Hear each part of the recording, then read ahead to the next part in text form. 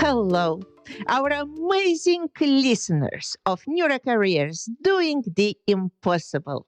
It's your podcast host, Dr. Milena Krastenskaya, or simply Dr. K.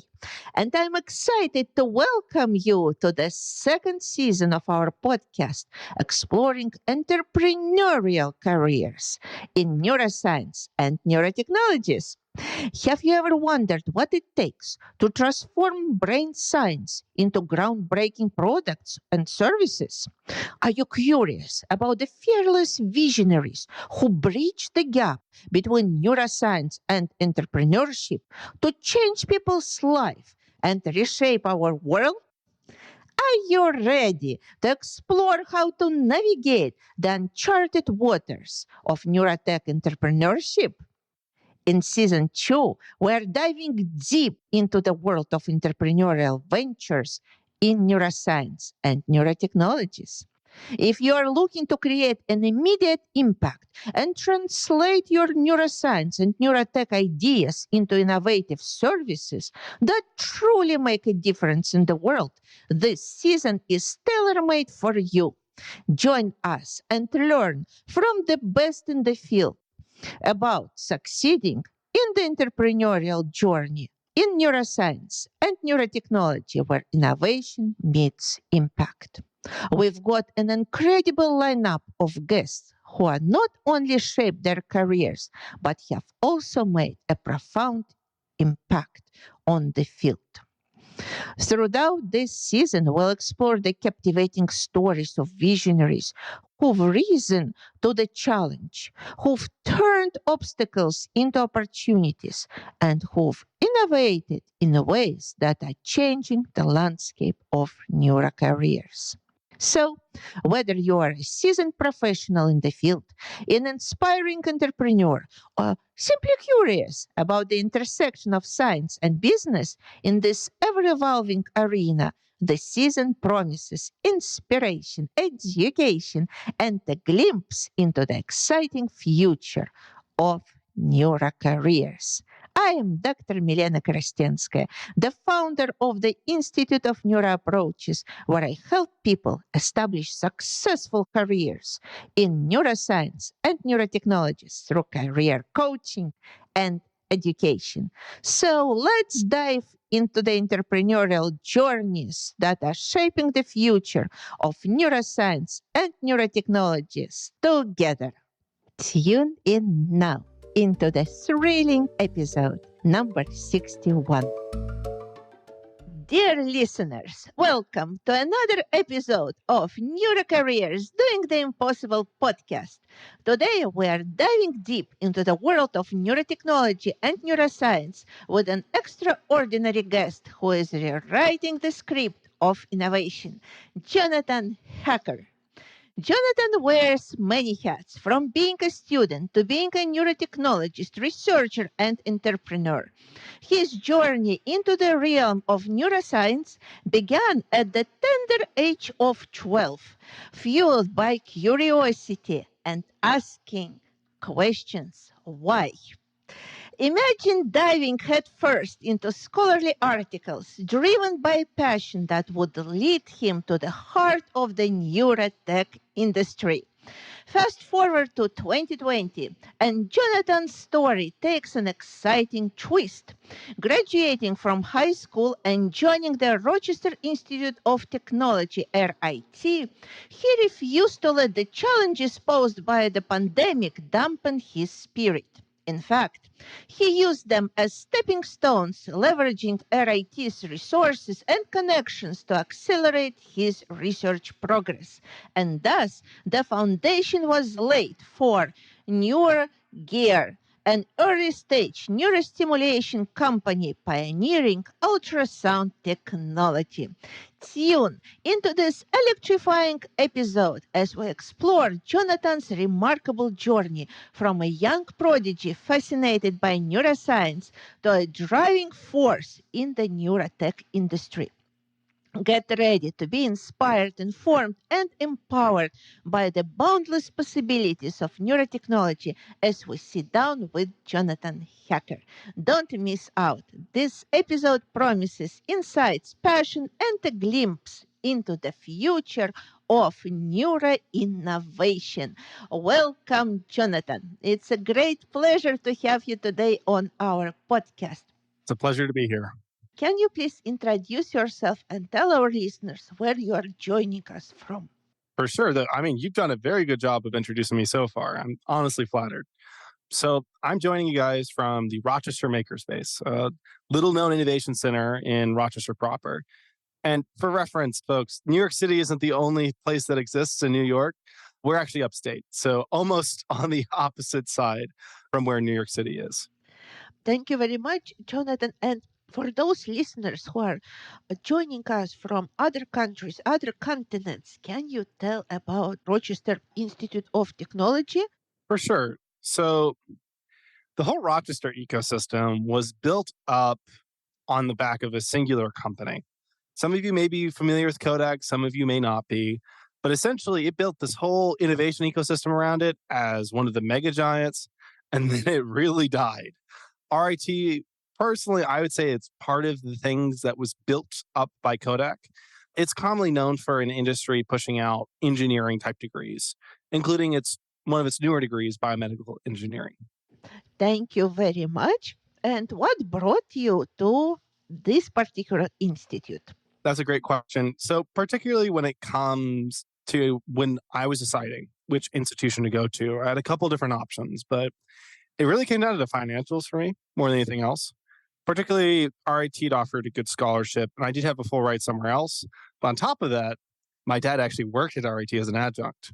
And so it was basically a free ride, even in taking into account the free ride I'd gotten elsewhere, including housing. So plus, they had a new biomedical engineering program right across the street from the University of Rochester, which is known to be one of the best programs in the world. So it provided a good opportunity, for sure. Mhm. Thank you so much.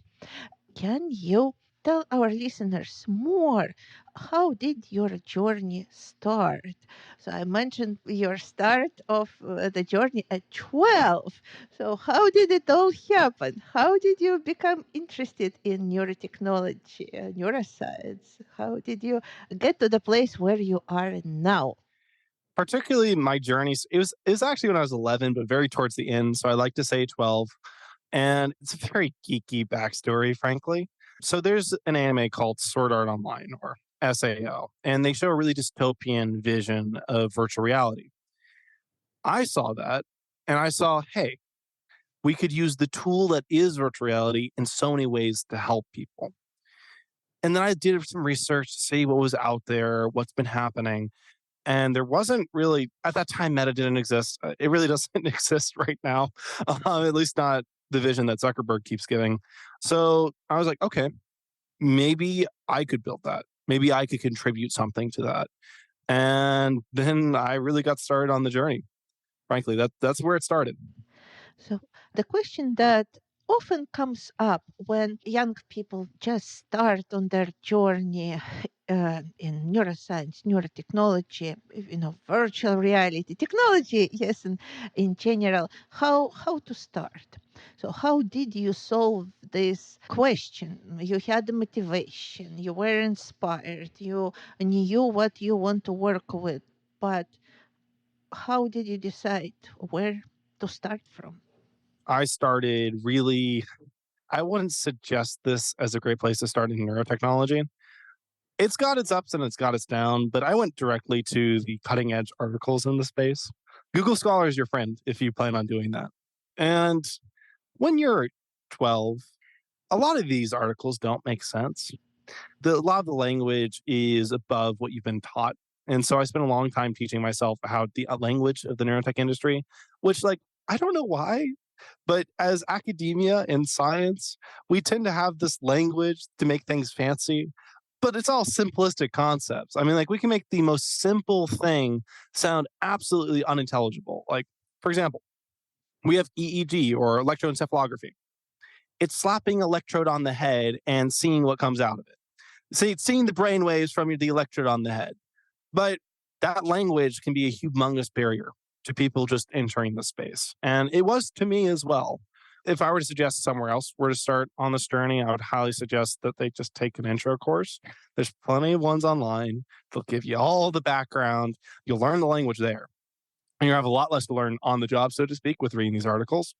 But if you do want to take that approach, there is a lot of benefits, and you will have a certain perspective at the end. Yes, and how did you approach reading those articles from our communication prior? You mentioned that you were really critically evaluating all the information that you were stumbling upon. So, can you elaborate on that and how was this advantageous for your further development of your ideas and your career? I think it's a good to take a sideline here for a moment because there is, suspension of disbelief when you're reading like a fiction book. You're following the protagonist along in whatever journey that they're going on. You're kind of there for it. If you actually start to critically think about what's going on in that book, the fact of the matter is, no matter how big brained an author is, they can't consider a full world and everything that's in it. Some people will spend a lot more time, like look at Lord of the Rings, J.R.R. Tolkien. I mean, like, there's a reason some people can really get there, but even then, things will eventually fall apart if you look close enough.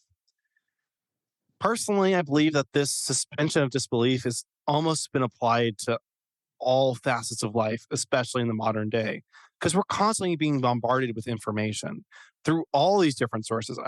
I think social media is a humongous one on this particular part that adds to that. But having that and trying to correlate that to science is not a great thing because science foundation is about asking why. And that's the same thing for critical thinking.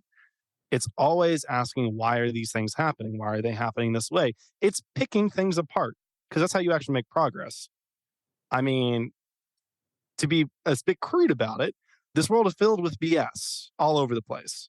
And if you don't learn how to both understand what that is and how to like destroy it, you're not going to get anywhere. Particularly when I was reading those articles, one of the biggest things that helped with analyzing them is asking why. And that's the kind of thing that I think declines for a lot of people as they get older. It's usually a thing about shame. 'Cause I had the shame to ask why for a while there, and I found myself I stopped making a lot of progress.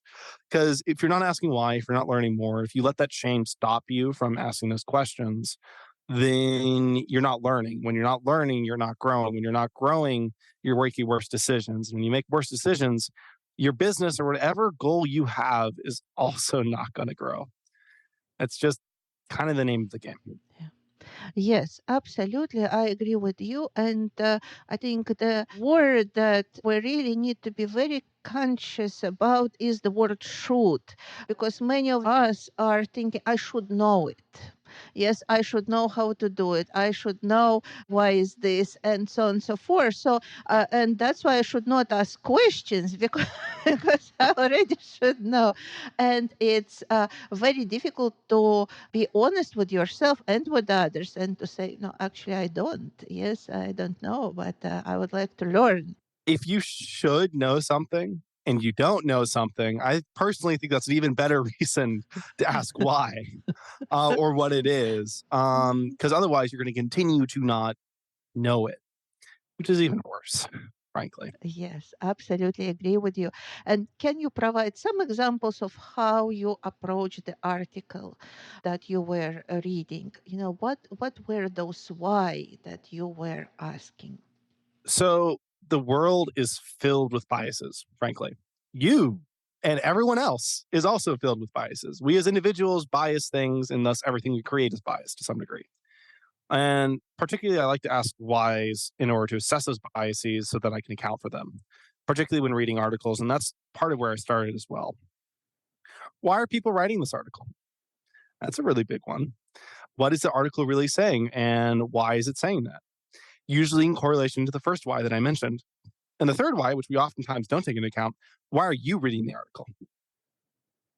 So it can be very easy to ignore these three whys, but when you do, a lot of times you're collecting false information. Why did someone write this article? Well, let's say that they're doing an article on ultrasound, right? They have a strong incentive to write a positive article on ultrasound if they're in the field, or electricity, or magnetic stimulation. I mean, like, or any other field in the darn world. The point is if you're writing something, there's an extremely strong bias to writing something with positive results because that's what's get published. Next, we have what is the article about and why are they writing that particular argument? Again, this correlates back to the first question. Why are they writing it? Why are they approaching it this way? Oftentimes, there's a bias there as well. Again, usually for positive versus null. And then why are you reading it? What's your goal in this? Because you're going to pick out things that you want to see. Confirmation bias is humongous. And if you don't eliminate that, you're never going to learn, which you'll get along for a while. I mean, and you may never have reality slap you in the face. I've just never seen it happen because reality will always slap you in the face, frankly, when you're not actually learning, when you're not taking the time to analyze your biases and how they might be impacting your judgment. And how did that why question help you? What were the results of asking why? I'm going to be frank here. Neuroscience as a field, and I actually believe this is the case for most cutting edge fields, is a bunch of black boxes. And what I mean by that is input, box, output. We don't know a lot of the process. I mean, one of the foundational lessons that's taught to neuroscience students is that, hey, guy gets a pull through the brain, they lose that region of the brain, they no longer can do X. Well, that must be what that part of the brain was for. A simple logical argument. But that's not how the brain really works, and it's a lot more complicated than that. But that's what we understand. And I personally don't think we've really gone that far away from using black boxes to understand a lot of what the brain is about and the nervous system in general. We've just made them a little bit smaller. I mean, now you have connectomics, which is an extremely fascinating field, but it's still in the end the black box. Okay, these neurons are connected and they're likely to relate to this network. So if you stimulate here, this network should be activated. Wonderful. Why does that happen? Why are those neurons related to that? What is the actual process involved in that? We have guesses, but no real answers. I mean, for heaven's sakes, we don't even really know what gravity is to this day. We've just painted over it because we don't have to deal with it. And I'm sure physicists are looking into it right now. And again, it's the same thing with Tylenol. We have no idea how Tylenol works. We actually don't. If you look into the mechanisms, no clue. And that's just kind of the case for a lot of medicine and a lot of cutting edge fields. People like to feel great about telling people that we know all this stuff, but notice they don't touch on certain things because we really don't. Yes, that's true in many disciplines. Going again into these articles, because I think you really had a very advantageous approach to starting into the field, but very challenging because you were dealing with language, as you said, that needed to decipher. Yes, to learn to decipher, learn to understand many definitions that you were not familiar with. And I'm sure it was taking lots and lots of time. This is something that many people who just start in the field are very worried about, and they come up with the same shoot. They see that it takes time, it takes 2 weeks, it takes a month, to really go through one article, and they start thinking, I should do it faster, I should know it better, I should understand it better, and they start feeling bad about themselves and they stop doing this. Yes. So, can you share your experience reading those articles? How long did it take for you? How this process was developing, and maybe some suggestions to those people who are also starting like you with the articles? So, that third why I mentioned when reading a paper, why are you reading it? That's a really big one. So, I actually think this gets into motivation a lot because I'm going to be frank with you. Even if you're not approaching it in this particular way, which, I'd suggest taking a course first, just one. It can be an online course. It's really like there's a bunch of free ones. It's going to be totally worth it. If I could tell my younger self one thing, that'd be take a neuroscience course, please. But, it's your motivation, and particularly I would say your determination to do something. There's always going to be reasons not to do something. I mean, like, you don't have to be learned in your field. You could pass by with bare minimum for sure. And it depends on what your goal is. That might be absolutely okay with you. And that might be absolutely okay for you. But if you want to do something more than that, you have to be determined to do something more than that. This gets into a little bit of my philosophy on goals and really how that works. And particularly at that time period, my goal was non invasive, full dive virtual reality. That's what I was so passionate about. And reading those articles every single time, no matter how nosebleed inducing they were, got me a step closer to that. So it didn't matter how long it took or how hard it was, I was going to do it. It has to be that kind of level really to dig deep.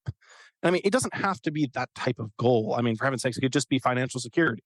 And for a lot of people, it is. And there's nothing wrong with that. I'm not telling you there feel shame for caring about your financial security as your goal. No, that's your decision. But you should still pursue it with that kind of fervor, is what I would say. Push for it. And if this isn't something that's pushing for it, then don't do this. One of the things I love about this field is right now, frankly, there isn't a lot of money in it. So it's filled with people that care mostly about doing good, which means most people you meet in this field are generally good people. That will change. Trust me. That never really maintains in a field. But typically, your vision and thought leaders are the first to flock to a field. And personally, I believe anyone in this field right now is a vision and thought leader because we still have so much to do before, like in 5 years, actually, not 5 years, 3 years from now, we're all going to have a neurotech device in our home. Yeah, that speaks about the future vision that we always discuss in our podcast. So let's get into your journey again. So you got inspired by science fiction about the virtual reality in a way. You started diving into neuroscience, neurotechnologies, reading articles. And at the end of the journey, you realize that neuroscience is still a black box. Yes, we have input output. Really, we don't know much about it. So, what was your next step? Where did you decide to go from there to achieve your goal of non invasive full dive VR? I think this gets a little bit into okay, we're going to go back into my mindset about goals, except go a little bit more in depth. So I personally separate things out into motivations and goals. And a goal can be a motivation, but not all motivations are goals. It's kind of like the square rectangle kind of thing. My motivation is to this day to end human suffering. I saw a lot of potential in virtual reality to do that, frankly. Being able to control your circumstances absolutely at any point in time, that's an amazing type of technology. But learning more about the space and realizing, because particularly I was focusing on stimulation first, because we have reading technologies out there, but we don't really have a lot of very specific non-invasive stimulation technologies, at least not at the time. So that's where I focused a lot of my efforts. But virtual reality ended up pivoting away from that to a different goal. Because I mean, particularly nowadays, what we do is ultrasound vagus nerve stimulation, which we're seeing some very, really good results with, and is a lot simpler to do than full dive virtual reality. We'll get to that eventually, just in time. These are steps to a larger goal. And as long as that motivation is there, it's okay if you switch your route to it. I mean, like, I know I brought up this in a previous conversation. Like, imagine for a moment that you're tooling up for a position, let's say some sort of engineering position. You really tool, you go for it. It's got a great salary on the other end. So let's say your motivation is financial security. And okay, you're there. You graduate. You're getting into industry, and then AI and robots undercut your job. Some more sort of other event too. I mean, there's 1,000 things that can make a certain profession irrelevant nowadays. And okay, what now? Well, your goals changed. Your goal was to become that particular type of engineer professional. Obviously, that no longer fits with your motivation because that goal no longer can contribute to your financial security. There's no demand. So what do you got to do? Take a big sigh, probably have a pity party for a week or two, and then go back and retool or find another profession where you can get financial security. And I mean, the same thing applies no matter what your motivation is. In my case, my motivation is to end human suffering.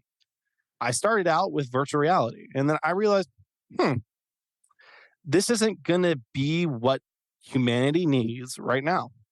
And frankly, it's not going to be something that I personally can accomplish for a while. So, what to do?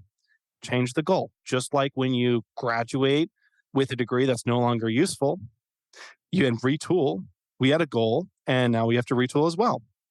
We already know how you got into the field of neuroscience, neurotechnologies. You were reading all those articles and studying them, learning a lot about the current state in these fields.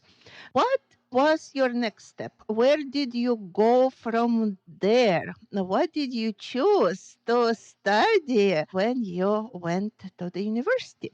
Reading the articles was a great way to develop foundational knowledge of the field, and particularly where the field is going. Again, I've already touched on this, so I won't spend too long, but it can be very confusing, especially when you're reading articles on the cutting edge.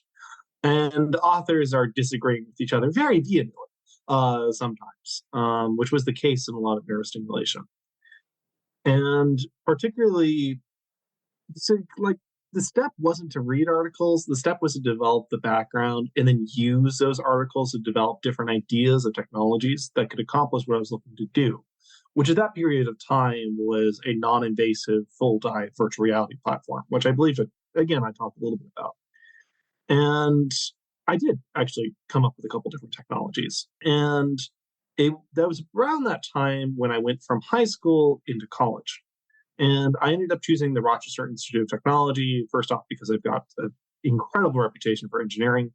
Second, I knew, well, my father worked there as an adjunct, which definitely helped with tuition. And I also received some scholarships. I mean, just to compare it for you, like I'd received full rides from other schools, but RIT was still the more cost effective choice. So I ended up going to RIT and still there to this day, just about to graduate. Now, first year at RIT, I made the mistake that I think so many founders make. And this is actually, I wouldn't even call that start, everything I've talked about to this point, is almost like an assumption that was a mistake, so to speak. And the assumption was is that I had to and could do this by myself, which is just not true, especially when it comes to cutting edge deep tech. Big surprise. And first year of college really drove that in. Because in high school, at the very least in the back of my mind, there was always the excuse, hey, I don't have the resources to really pursue this yet. I just need to develop this knowledge. When I get those resources, I'll make it happen. And RIT doesn't really allow you to have that excuse for very long because they have maker spaces all across campus. And a lot of people that are willing to donate just random stuff that they have in order to make something. And also, I mean, the stuff to make what I was talking about at that time wasn't completely out of range. And so I went and did it. I built something. It's actually on my desk to this day as a reminder to me.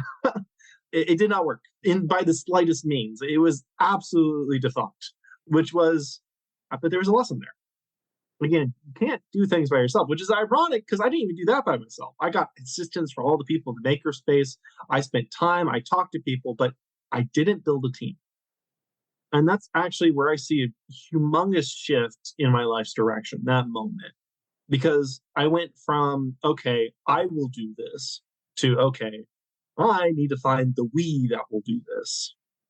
And that's an enormous shift. And I would highly suggest to anybody thinking about legitimately doing anything, find other people to join you on that. That's actually number one. Even if you don't know what you want to do yet, find other people that are willing to go with you on the journey. And ideally, you somewhat like those people, but you don't actually have to. They just have to all be committed to the cause. Yeah, thank you very much, John. And that's really very important advice. Can you tell a little bit more? What was your idea that you were trying to accomplish first on your own and then together with the team that you started to build? For sure. So, again, I talked a little about the origin story of all this. At first, I saw non invasive, full dive virtual reality. And what that means is essentially You put on the headset. Think Oculus Rift, except as opposed to an LCD screen, you are actually seeing those sights. You're actually hearing those things. You're actually sensing everything around you. We're talking the pinnacle of virtual reality and what it could potentially be. That was the first thing that drove me into this field, frankly. And where I was looking at first, I had taken some time to think about it and decided to start on the stimulatory side of the equation as opposed to the reading side, because we have EEG, FNERs. The research is being done there, but there wasn't really a lot of research being done on how to. There was. Let me make that clear, but not in the way that I was looking to do it. To do non-invasive stimulation of the neurons in order to evoke these type of sensations. More recently, since I had come to that judgment, there has been a lot more research done. And in fact, I would highly suggest taking a look at the field. It's absolutely fascinating. But that's why I started there. And so I searched the field for stimulation technologies, came across technologies like electrical stimulation invasively and non-invasively, TDCS, TMS, TUS, TFUS, which are kind of the same thing, but not. Like the acronyms get kind of crazy in this field, but essentially it really boils down to electricity, magnetism, and ultrasound as the big ones that are used to stimulate neurons non-invasively. And I'd actually come up with a new energy method. I'm not going to disclose it here because we might actually pursue that at some point, but it just really wasn't the right move at the time. And it still isn't, which is why we focus on ultrasound. It is honestly the superior technology between the three, but it's also the newest, which means it's the least adopted. So why do you think that it's the most superior technology? I'm sure it's a controversial statement, and I'm sure there's a lot of people that will come on and say, you're absolutely wrong, John, and I encourage it. The reason why I say it's a superior technology is a couple of things. First off, you're not going to feel ultrasound directly. And that's actually a really big thing because particularly the standard right now is electrical devices. And for non-invasive application, that can cause irritation and pain. And it may not seem like a big difference, but honestly, in this field, usability is the holy grail. If it's usable, if it's comfortable, that's what's going to really drive adoption. If it isn't those things, you have to have such a pressing need and probably would have tried 10 other things ahead of it, which is just not a great place for a field to be. That's a terrible place for a field to be, at least in the long term. Magnetism, on the other hand, definitely has a lot of potential, but it also has a lot more power requirements than either ultrasound or electricity. And on top of that, you end up having depth problems too, which electricity can't really penetrate very far. There has been some research on how to change that, but as it stands, magnetism can penetrate around medium. Ultrasound can penetrate the deepest into tissue. And you can actually do focused transcranial ultrasound stimulation, which is the reason why it's popped off in the first place. It's not what we're doing right now with our work at ZenBud. We do work with auricular vagus nerve stimulation, which doesn't require going through the skull, which is, again, I'm going to point back to the pain part because that makes a big difference. These are hypotheses, and I'm not really going to get too far into them, about how the difference in mechanism can make a very big difference in long-term application of these type of technologies. Because for electricity and magnetism, they both work off of electrical. That is their base foundation. And you're basically telling your neuron it's already activated, is what you're doing. And then it'll just keep activating from there, which that's how these things work. For ultrasound, what we think you're doing, because of course, honestly, all of neuroscience is a black box. This is all guesses. What we think we're doing with ultrasound is jiggling open ion channels. So actually starting an action potential. And it can get a lot more complicated, but that could have some repercussions in the difference between the two and how they're received. Additionally, last thing, ultrasound have a lot more maneuverability with a parameter space. You have the original frequency of the ultrasound. You have the pulse repetition frequency, which is a big one too. You have the duty cycle, which duty cycle and VRF are both things that can be found other places, but frequency you can't, not really. You can mimic it, it's not an inherent property, which can make another difference. It gives you more space to play in, which is good. And we've also seen some pretty darn good results with ultrasound in comparison to electrical or magnetic type therapeutics. That's why we chose that. That's why personally I believe it's superior. Feel free to say I'm wrong or prove me wrong. I always encourage that. I love that actually. Whether it's superior or not right now, I will say this. It will become the standard of this industry in the next 15 years. And I want to say this actually goes for the case for both invasive and non-invasive. give some thought to that. Okay. Yeah, that's excellent. So, what is your goal for your company, NeurGear, to develop related to the ultrasound technology? Is it some type of stimulation device for what application? So, what are you working on? So, I mean, I talked a lot about virtual reality back in my early days, but as a company, we realized that stimulatory technologies have a lot of potential beneficial uses outside of VR. And particularly what we do, and I mentioned it briefly, is we use ultrasound to sonicate the auricular branch of the vagus nerve. Super fancy terminology. I'm just going to break it down simply. We made a headset that you put it on and you feel calmer. That's really it. That's what it does. And there might be links to stress resilience over time. We're going to be running 2 trials actually in order to prove that, starting actually in like 2 weeks. So this is very timely. That's going to be fun. We're going to have more data on that. But as it stands right now, for our preclinical data, from what we've seen, it's really you wear it, you feel calmer. Personally, I've been using my at-home unit, which I mean, I'm sure that's also controversial for these type of things. But I've been using my home unit for like a month now, or I think it's actually closer to 2. And it's been amazing, frankly, seeing some of the differences and how I've been able to interact and noticing the differences in my cognitive state on a daily basis. But that's an N of 1, and that's not a lot, which is why we're running 2 clinical trials. Yeah. How does it work? What is the neuroscience behind it? Love it. Okay, let's dig deep now. Now we've given the simple overview, let's dig deep. So vagus nerve stimulation is the main mechanism behind what we're doing. I could do a deep dive into how ultrasound stimulation works, but that's not. Maybe we will directly after this, but that's not directly relevant to the outcome because you can do this with electrical stimulation too. It's just going to be a bit painful.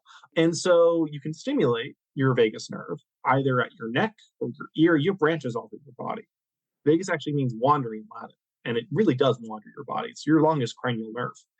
And your vagus nerve is responsible for something called your parasympathetic response.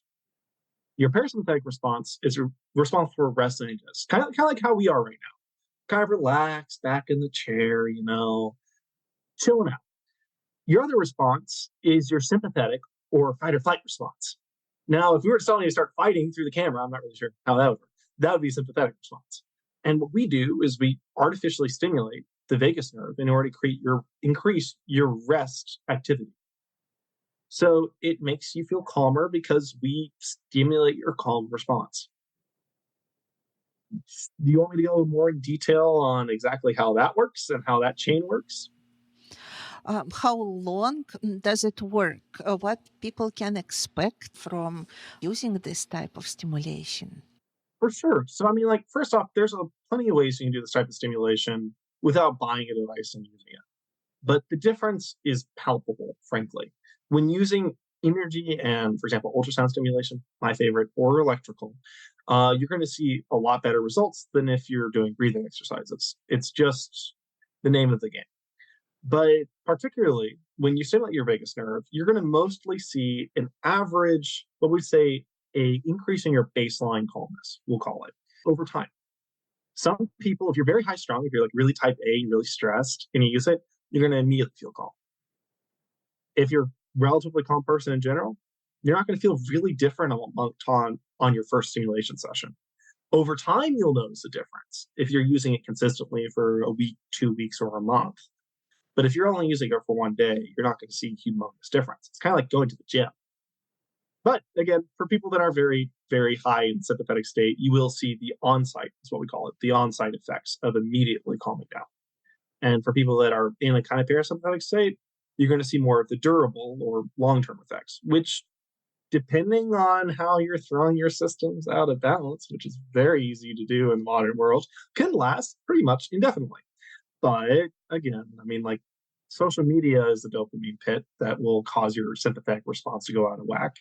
YouTube, basically most of the media we consume nowadays will throw your responses out of whack. So, I mean, it's unlikely that they're going to stay in line for long unless you're consistently taking care of your vagus nerve. Very interesting. So this stimulation with the ultrasound, what were the precursors of this type of stimulation? You already mentioned a little bit, yes, how people got in the first place interested in ultrasound stimulation. Can you just give us a brief overview of the use of ultrasound for stimulating nervous system? That's lovely. It's actually around when we first started using ultrasound that we actually had ultrasound stimulation. 1940s. I'm being very serious here. The Fry brothers were the ones that really did some of the first studies. Don't believe they did in vivo. They may actually have, but that's where it started. And honestly, for a very long time, research in ultrasound stimulation in particular died down because we didn't see any use for it at the time. We had this lovely thing called electricity. We could just shock people. That was a lot more fun than using the sound thing, which you can't even feel. It just stimulates your nerves. It doesn't cause pain. No one wants to use that. I mean, legitimately though, electricity was at the forefront at that time. And then eventually, actually, I would say recent 2000s range, we ended up having some work out of Arizona State University and I would point to Stuart Hameroff and Dr. William Jamie Tyler, keep first naming, as some of the ones that really jump-started this field. Because what they did is they said, ultrasound, right? There's been some evidence that it could be stimulatory. But here's the thing. You got a skull. And electricity and magnetism don't like going through that skull, frankly. But sound should be a lot easier to get through there. And we could focus it. And they did focus ultrasound stimulation. And that was such a major step forward. That's the holy grail of the stimulation industry. When I said the holy grail is usability, that's for wearables. When we're talking about stimulation, it is non-invasive, focused. And this hit all the right bars. Ultrasound, we've done years and decades of safety testing with. So that was going to be very easy to use. On top of that, we were able to stimulate down to the grain of rice in a person's brain without having to implant a giant rod. That was amazing. But that's what actually jump-started the field again. And now, I mean, it's been exploding, the amount of people interested in ultrasound stimulation and researching it. Personally, I feel like there's applications outside of, in fact, I would say there are applications outside of just transcranial focused ultrasound stimulation. I mean, heavens, we're doing cranial nerve stimulation with it. But that's really what got people interested again, because that's the holy grail of this field. If you can stimulate a very particular area of the brain, you can learn more about it. And there's a lot of different therapeutic outcomes too, which is why everyone's focusing on that. Yes. And of course, with the positive, with the pluses, I would say, yes, come also downsides compared with the electrical and magnetic stimulation. Are there any downsides when we compare this type of stimulation? I would be lying to say that there technically aren't. So I'm going to say it as it is. Frankly, it's been used less. That's one of the biggest downsides. So we know less about it for stimulation. We know a lot about it for diagnostics. Okay, great. And so we have the safety data. But what is the exact right frequency, location, way of doing it, the waveform? Let's also say, should we be pulsing at this rate? Should we be using multiple transducer? The questions get enormous when it comes to using stimulation modalities. And this is one of them. Honestly, that's the biggest downside. Only other thing is metal implants and ultrasound don't mix well. But frankly, metal implants and electricity and magnetism don't mix well either. So that's not really a downside compared to other stimulation methodologies. It just doesn't improve on the current state. Yeah, I would say those are the big ones. It really is just that we haven't been using it as much. And of course, let me tell you, scientists in the field, I feel like it is the mandate to try to find something wrong with every new technology. And I'm actually very glad about that. That's a good thing. Because if we really start to really hard, and we've been doing this with ultrasound for a while, really hard for something wrong with it, and we don't find anything, well, that pretty much shows that it's a pretty good technology. If we do find something, then we really need to think about what if that downside is justified by the upside. Yeah. And you mentioned this explosion of various research with the ultrasound and stimulation, specifically with ultrasound. Can you maybe provide some examples of what are the most common ways of trying to use ultrasound at the moment, or maybe some studies that are really very inspiring and showing the utility? I'll mention a couple of different efforts that have been undertaken. Jay Sanguinetti, also from Arizona, I mean, like, really, that was one of the centers for a lot of this early research. I actually went out to Silicon Valley, raised some money. I was going to do some enlightenment stuff with transcranial. Very interesting, honestly. Definitely follow his work. Past that, there's something called the Focus Ultrasound Foundation, which I would also point a lot of people to as one of they're great organizations. And particularly one of the biggest applications of Focus Ultrasound more recently is not actually for stimulation. So yes, apparently you can, if you turn up the intensity like 10,000% higher. Let me make this clear. It's basically a completely different thing at this point. And you direct it, you can burn out tumors. So it's been using for cancer treatment, which is good. And also further establishes the safety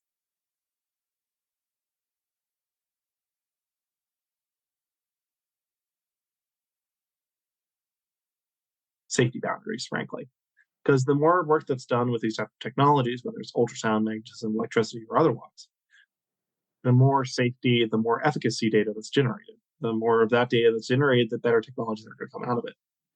I mean, really, it's expect these type of technologies to hit the general and how they're able to raise capital and how fast they're able to market.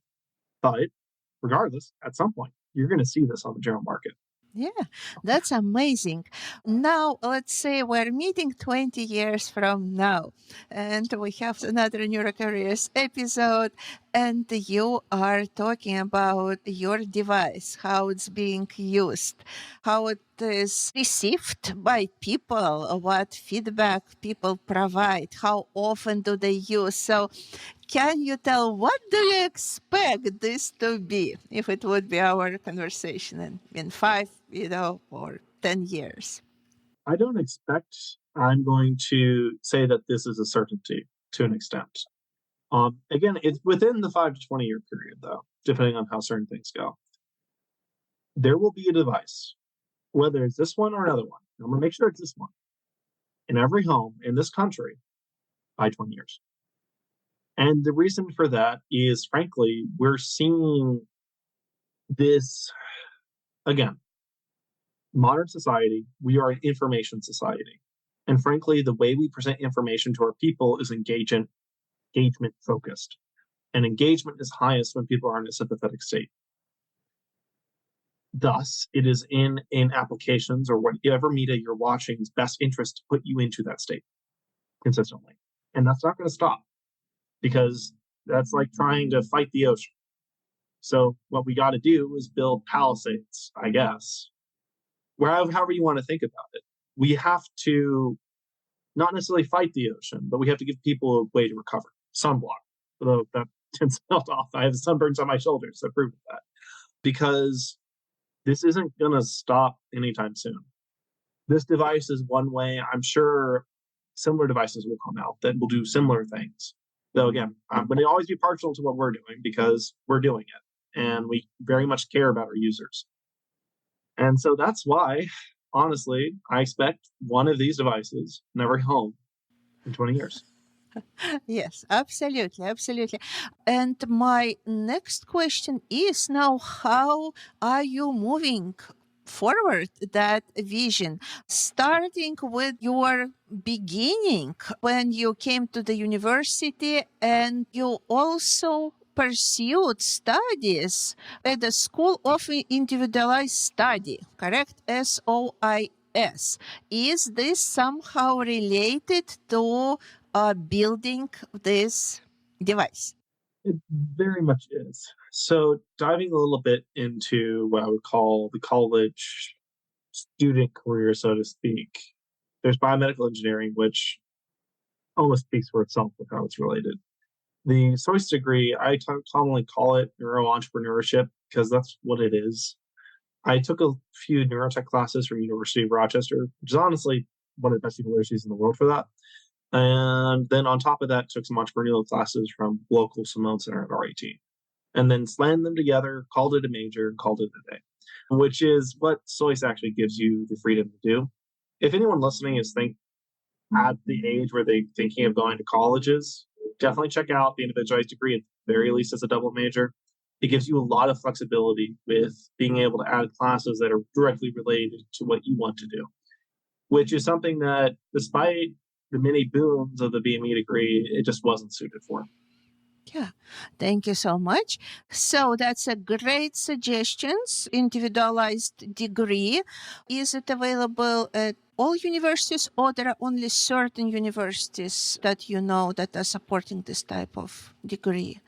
From my understanding, it's on a per university basis. So you're going to have to take a look at the university that you're going to. RIT offers one. I personally find that the School of Individualized Study here is excellent, superb. They really do support their students' individualized efforts. Can't thank them enough for some of the support they've given us in our journey. Though that's not always the case with all universities. Again, that's got to factor into the choice. A lot of times the choice is which one is not going to put me in 30 years of debt, which is also very fair. Absolutely, absolutely. So you have the idea, you created an individualized program for yourself to help you actually get this idea implemented. Now let's get back to what you were talking about, building a team. How did you approach this? Where did you find people who also wanted to do similar things and move in the same direction with you? So here's the thing. There was a way I approached it, and there's a way I approach it again if I were me 2, 3, maybe 4 years ago. Which I guess that's for. I don't think I'm alone there. Yeah, let's hear both. Let's hear both. For sure. So the way I approached it was there are certain programs here in RIT that are more entrepreneurial leaning. And so I use those to gather teams. People need to want a credit for a class. It required a team. Lovely. This is my company. This is what we are doing. Join me. Talk about the vision. Be passionate about it. You'll get people on. That's not a great way to choose very effective team members, though. And I especially learned this in the Student Accelerator program. We had some great members, and we had some members that were, I'm not going to say which ones are which, but in the end, like that kind of thing happens. You're going to find a lot of duds on gathering a team. At least that's what our experience. And we continued this after the Accelerator program. Brought people in, some people from the Accelerator program that we were just at, some people that weren't, just like creative collisions a lot of times. We weren't doing like official interviews at this point, which I don't think really any startup should be. You're not going to outcompete the people that are actually offering good wages. You're never going to be able to until you've raised money, in which case the whole game changes. But especially at not that stage. Over time, we brought in people that eventually we found people that were good at what they do and cared about the vision and wanted to see things succeed. And again, a lot of those were through creative collisions. A lot of it is and I mean, like, this might be a bit harder for the more antisocial founders out there. It might be worth it to train and be a little bit artificially social in some of these scenarios, because it really does make a humongous difference when you're meeting a lot of different people on finding people that share an interest and passion and are willing to work towards that. Again, it's kind of like I hate to draw this analogy, but it's kind of like dating. It's very rare that on your first date you find someone like, this is the person I want to spend the rest of my life with. And that's kind of the case for founders. It's actually the similar case for investors. These are people you're going to be working with for a very long time. So definitely take your time. If I were to go back, I would find people outside these programs. Not because these programs are bad. And I would still bring them to these programs, which is what I did. But especially a lot more time finding people that would be committed outside of it. Because people that are in it just for credit, cash, etc., are not going to be your top performers. It's people that are in it for the purpose, or people that are in it to win. Those are going to be your top performers consistently across the board. At least that's my opinion. Again, feel free to debate. I love it. Yeah, absolutely.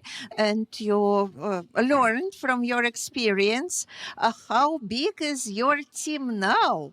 And what are the responsibilities of different people on your team? So we have a team of 7 at the moment, or what I would call a core team of 7. We're looking at some different people to maybe integrate at some point. Our core team, myself, I count myself in that number. I think, do I? Do I actually count myself in the number? I might not. It might be 8, including me. We have our COO. He was a surge tech in the Navy for a good many years. I think it was 4 or 5. We headed the department. Really good guy, super efficient, super organized. That's what we need in a COO. We have our CTO. They worked at Kodak for like 50 years, have over 180 published patents. Absolutely amazing as well. We have our CSO, 15 years of clinical experience. They are currently working at another startup in the space and working with us on part-time because, again, we're not at that stage yet, but absolutely amazing. They're the one running our trials. We have our lead engineer.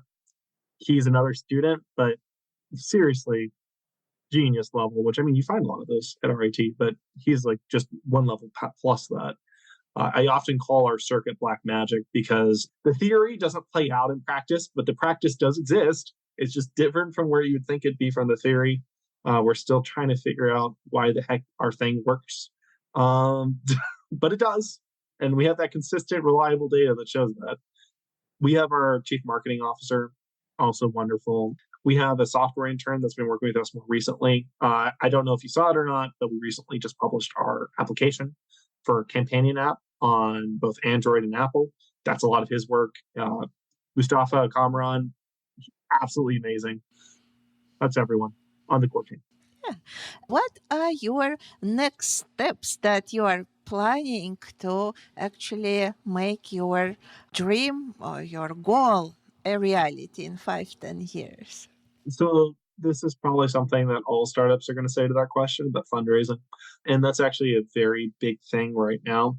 When I talk about the 5 to 20 year time horizon, what I'm referring to there is 5 years is if we raise the type of venture capital we need. And we are currently raising a seed round. We had some capital committed to the round. Not sure if it's still committed. That's up in the air. So we are looking for people that are interested in investing in our company. The 20-year option is if we end up going down the government route, which is, it's the government, one of the slowest entities on the planet, but a lot of money behind it and a lot of people that do deeply care about some of these things, particularly in reference to PTSD and the VA, which are definite targets in the future. And that's kind of where we started our journey as a company. My personal journey, again, started before that, but that's where we started as a company.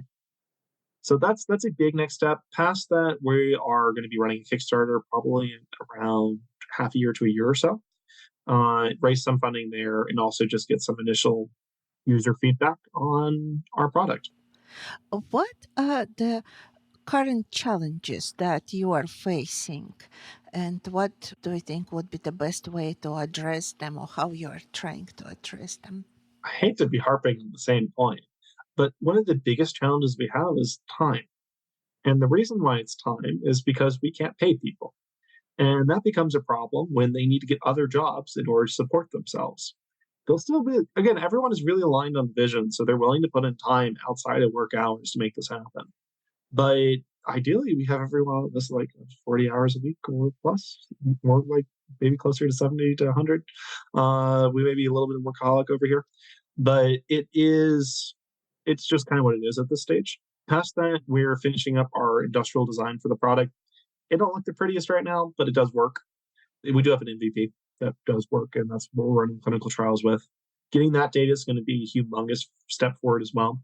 I mean, anyone can say, oh, I've got this cool, flashy headset, and it'll make you calmer. Legitimately, and a lot of people do, and try to scam people off it. Having data makes the world of a difference. And that's why we're doing those studies, in part. Yes, absolutely.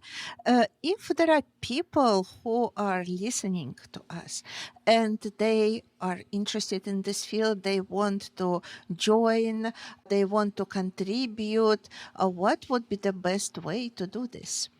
So there's a couple different ways. I mean, it also depends on your risk tolerance. One way is you can reach out to a startup like ours and say, hey, I got maybe like 5 hours a week. Please don't ask to be paid if you're talking about a really early stage startup because they're not going to be able to do it. But like, I got 5 hours a week. I want to learn more. I want to do something. A lot of times a startup is not going to say no, especially if you have some sort of experience. And that'll get you an intro to the field. And if it's a startup led by someone that has a decent network, that'll get you a better intro to the field.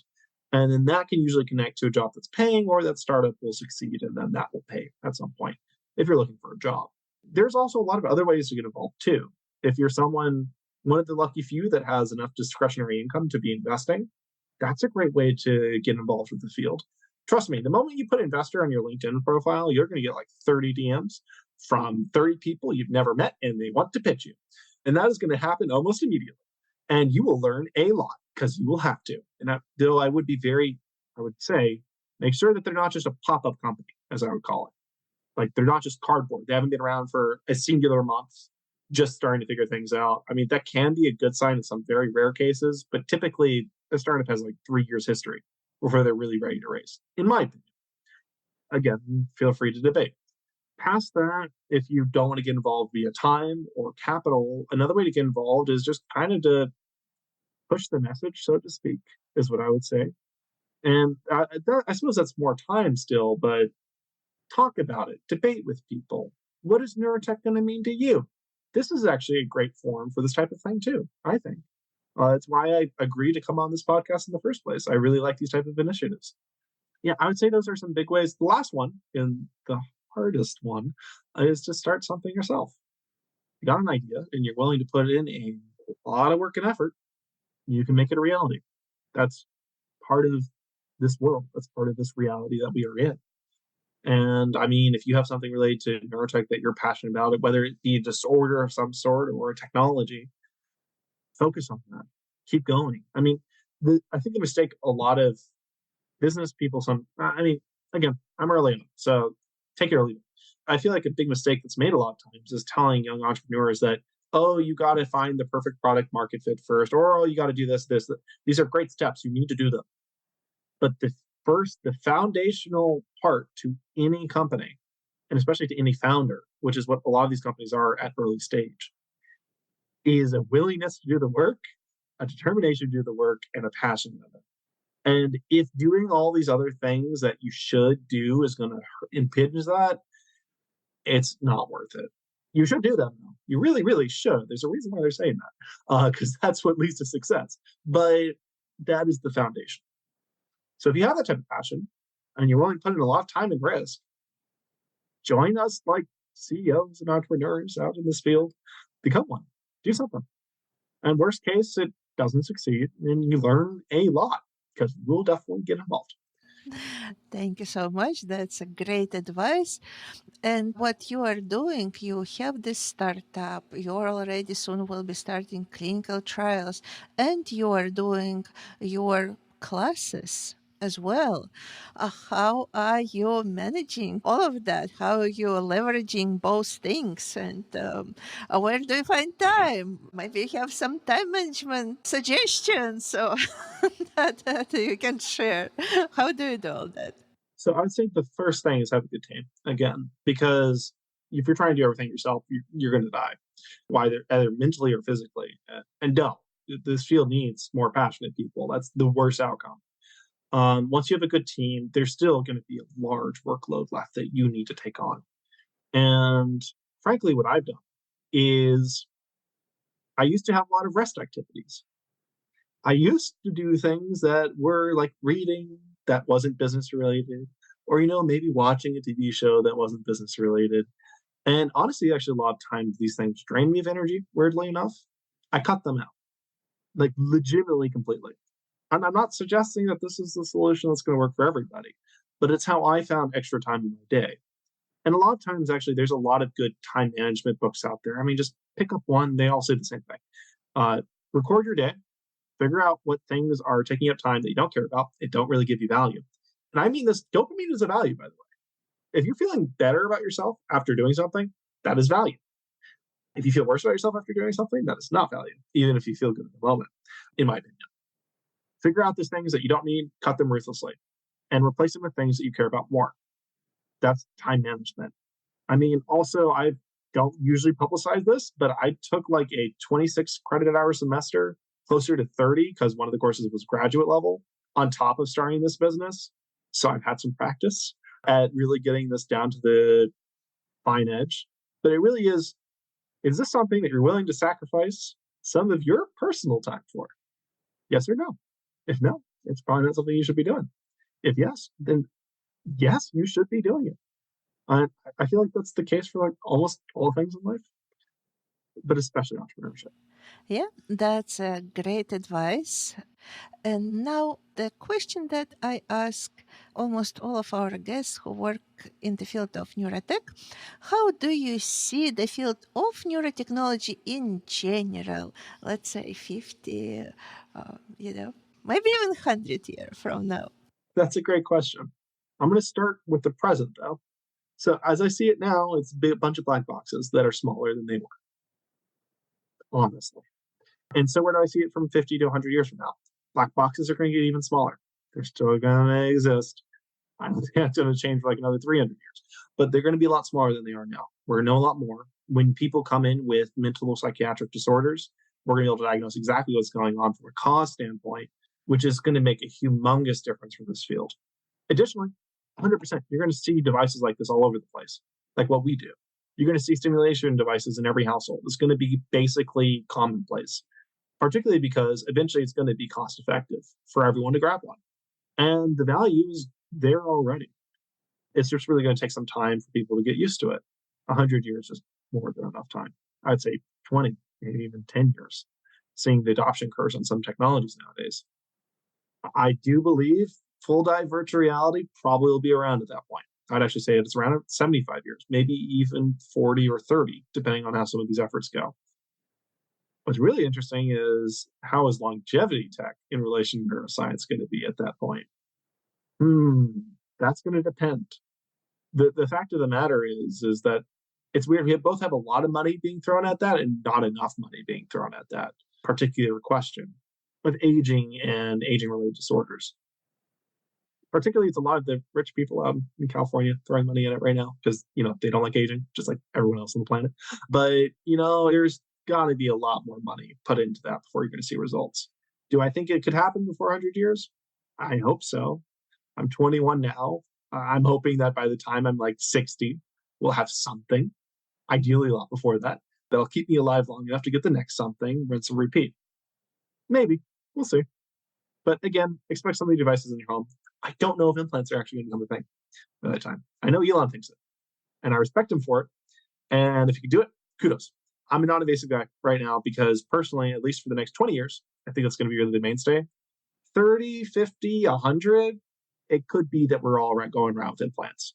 Of an AI in there that's ChatGPT originated will say, hey, I was thinking about this, and it'll just complete that and do things for you, and we'll become even more lazy than we are now. Yeah, that's an interesting future ahead of us, and I like this idea of the longevity, and I think many people are working right now on it, like you said. And the kernel founder, yes, has the whole system for getting younger and younger, actually, reversing aging.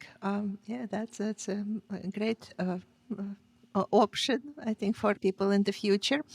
Now, what do you think about those people who want to work in the field of neurotech, who want to contribute or develop their own ideas? What are the most important skills for them to develop now that they have possibility to study, to go to choose the program? What would be those main skills that are absolutely indispensable when working in neurotech? So I'd say neurotech foundations, be able to read the scientific literature. Every single person you meet will give you their opinion on the articles in the space, but it's opinions, it's not facts. Be able to read and interpret the facts as they are, you can form your own opinions, which are going to probably honestly be better. I'm not saying this to say that everyone else's opinions are bad, but communication is such a difficult thing. You're only getting maybe a tenth of what they're actually thinking. If you're forming opinions based on that and then telling other people, it's a tenth of a tenth. It's a percent of the original thought. And that is a problem. So be able to read the scientific literature around what you're doing and keep up with it. Now, ideally, you have all this biomedical background. You have ideally a PhD of some sort that's going to help you out with getting into the field. But you don't need those things. What you need, past the ability to read the literature, frankly, is a little bit of charisma and drive. And that's really it, in my opinion. Those are the foundations. If you're trying to start your own thing, if you're trying to join a pre-existing company, specialization and of some sort, PhD or even just a BS or MS, or even just not a degree at all, as long as you can prove that you're good at it in either some sort of engineering discipline. I see a lot of EE actually, less than BME in this field. A lot of electrical engineering masters or sometimes even PhDs that build off of BME or EE masters to PhD BME. That's because a lot of this is electronics, because it means devices. And a lot of this is also signal analysis. AI, CS is also going to be a humongous thing. I mean, anyone that tells you that ChatGPT and large language models aren't going to be used in coercion with neurotech is lying to you. They're going to be a big thing. And additionally, just general AIs used to interpret data are already used all over the place. And that's one of the big frontiers of this field right now. So CS, electrical, biomedical, you could go the full doctorate route, either PhD or MD, though you're going to be a doctor first, usually in that case scenario, and neurotechy second. It's just kind of how it plays out. MBAs are a possibility. I've considered getting an MBA actually, but it's not. MBAs or MBS. I'm not going to say they're a dime a dozen, but they're not really a determinator of your success. They can help you enter certain doors. Again, that's what degrees do. They help you enter doors. They don't necessarily teach you anything, but they help you enter doors, which is a lot of what you need in this type of field. And frankly, the biggest thing is just go to like 2 or 3 of the conferences. I'm being serious. If you can like put aside or get a college or get some sort of way to crowdfund your way up to go to 2 or 3 conferences, you're going to meet so many people. And this field is not very large right now. It's usually, the field consists of the dreamers that want to do something, the PhDs and MDs that are researching things, and maybe a couple engineering companies that are currently supplying those PhDs and those dreamers with technology. That's the field. You go to a couple of these conferences, you're going to meet the whole variety, and you'll have a much better idea of where it's at. I think a lot of people put down on conferences sometimes, but it's a great place to start with meeting people. And it's also a great place to get an idea of where the field's at.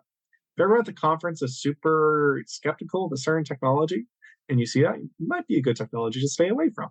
Just maybe, there's a reason for that. Or maybe it may not be. It may be a technology that you should dive into. But at the very least, you have that data point to work off of. That'd be my suggestion. I'm also kind of like, one of my strengths, I would say, is networking. So that's why I also really love conferences. But, you kind of have to get into that, especially if you're trying to start your own thing. Absolutely. I agree with this completely. And this is one of suggestions that I give to the people with whom I work who want to get employed, to find a good place of employment. Networking is number one priority. Yes, going, meeting people, attending conferences. Are there any particular conferences that you would recommend people interested in neurotech? If they're just starting, what would you recommend them attending? So find the smaller ones. I'm being very serious here. Find the smaller ones in your particular area that you're interested in. You have way less competition to talk to the people you want to talk to, and you're actually going to have the chance to meet face to face. The larger conferences, it's really hard to. Not impossible, and if you have enough chutzpah, you can do it. You have guys like me that have a lot of chutzpah that are absolutely willing to do it, and you might end up getting your time slot delayed again and again and again, and that can be a problem. And I didn't have this type of chutzpah when I started. I developed that. I developed the game, so to speak, of networking. And you want to do that too. And the best place to develop that is in small conferences where you can almost get mentorship from the people there. If you're younger, that's a big thing too. Find a lot of mentors. And ideally in the field, I like the Focus Ultrasound Neuromodulation conferences because it's an ultrasound. I'm an ultrasound guy. Plus, it literally spells out fun.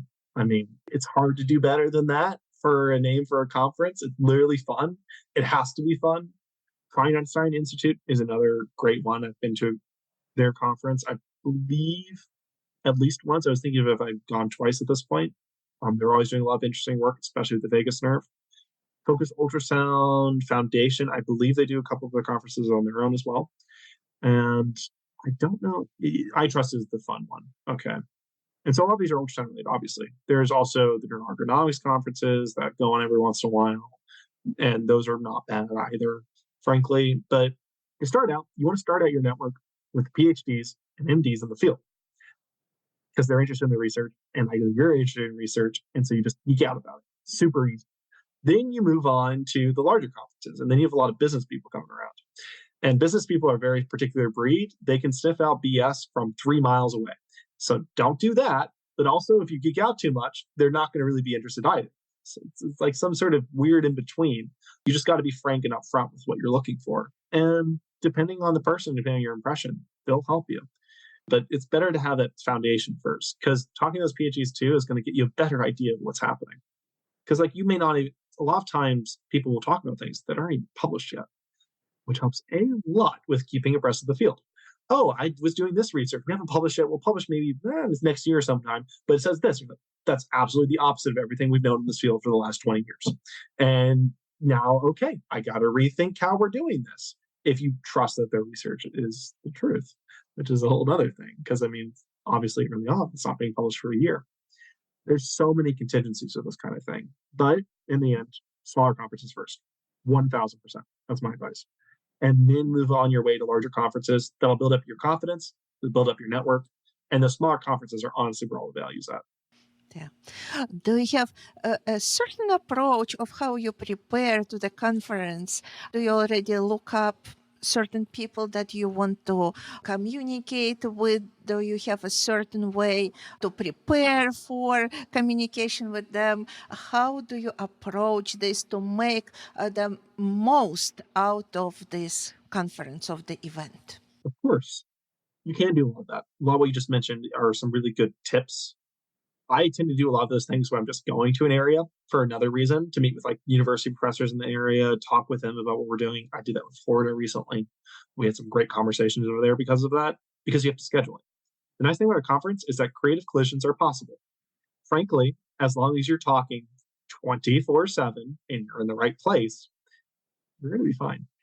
If you find that you don't like talking 24/7, there are other approaches. I think the best alternative approach is to try to create those particular collisions that you want. But a lot of times the collisions that you want and the collisions that you need are not the same thing. And so it's really good to keep an open mind going to these things. Definitely would do some pre-work at whatever conference you're going to. That's a big one. If you can find a couple of people you really want to talk to and email them ahead of time, schedule a time on their calendar, that's going to help a lot. Yeah, I would also just attend their talks too. And a lot of times you can just drag them aside for like half a minute. And then the half a minute will usually become like 2 minutes. If you're talking about something interesting, like maybe 5 minutes, say, I got to go. You're like, can we talk more about this later? And then you can schedule a 30-minute meeting. And that's a lot more, frankly, natural, in my opinion. And it ends up with a lot more creative conversations. But especially when you're just starting out, it makes a lot of sense to schedule those ahead of time. And plus, it makes it look like you're put together.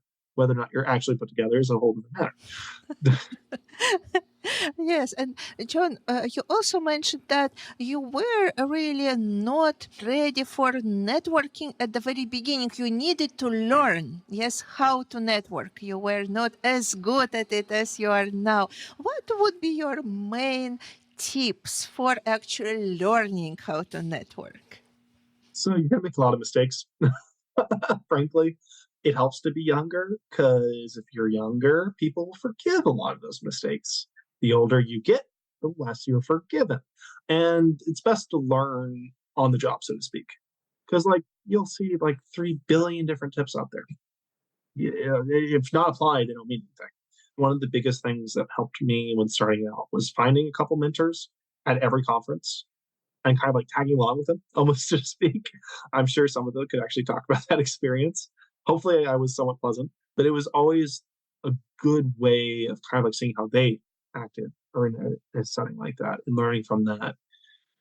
Biggest tips though, I could say, and some of these are just part of my personality, which helps a lot too, but people can emulate that if they need to. High energy helps a lot with certain people. But in general, for networking settings, that's the time to bring that type of energy out. You'll be going from place to place to place to place, talking to people, getting their contact information. Again, everyone's there to network. Let me repeat that. Everyone's there to network. It's only awkward if you make it awkward. So go for it. I mean, worst case, they say, no, I don't like you. I've legitimately never heard that response, but they could. It is a possibility. And some PhDs more than less than others. But, it's you develop a thicker skin and a thicker skin, and you network better and better. And it's a matter of practice. It's kind of like going to the gym.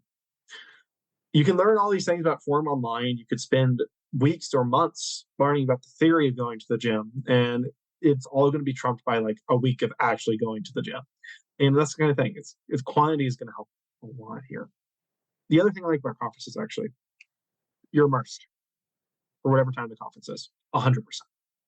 Clear your schedule. Don't have anything else going on if you can help it. I sometimes see like it's usually not younger or new professionals that are doing this.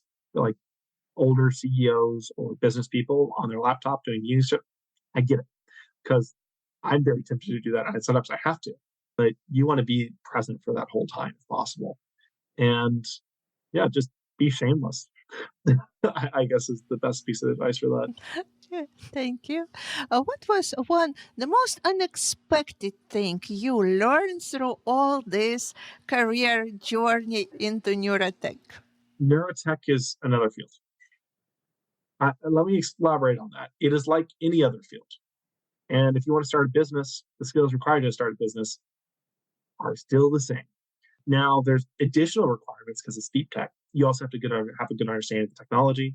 You have to have a good understanding of the studies. If you misquote a study, well, someone's going to correct you. You got to be ready for that. And you have to be very humble too, especially when starting out, because no one knows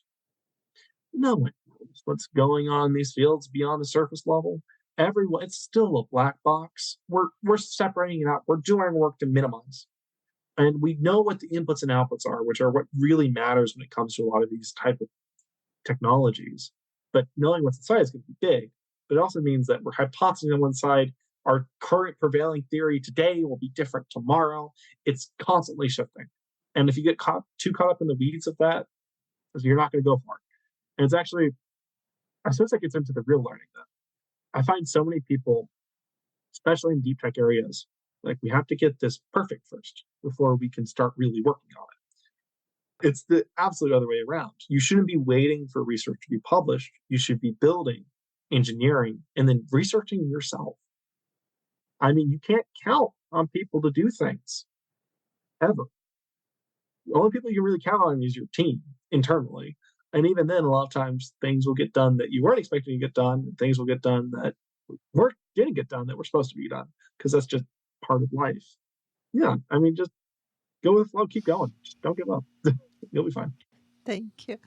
And one thing that I ask all our podcast guests is about doing the impossible. Was there anything that you thought at the beginning that is virtually impossible, which actually proved to be possible when you started doing it? And how did you do it? What would be your advice of making that impossible possible? So one of my gifts, I would say, is having absolute certainty that we will make this work, period, at all times. And that's from the beginning. So I never really thought things were virtually impossible, but sure, a lot of people around me did. And they are very, especially, I've been very lucky to have a lot of people that are very frank, or maybe unlucky sometimes, and they'll tell you that to your face over and over. And that's actually kind of, I mean, building a neurotech company at the stage I'm at is very difficult, frankly. And a lot of people are going to say it's impossible. I mean, the amount of people who have said, go get a PhD job and then do this is, I think, more than 20. Which, I mean, like, again, maybe at some point I'll go do that. But I see no reason personally to not push the field forward now. And I think that's the thing. You don't have to have a PhD to do that. Doesn't hurt. It really doesn't hurt. But you don't have to have it if you're willing to put in a lot more blood, sweat, and tears. I think that was something that a lot of people thought were virtually impossible. And particularly, we're working with so many different PhDs, different universities now, that I can tell you at the start of this, a lot of people didn't think was going to happen.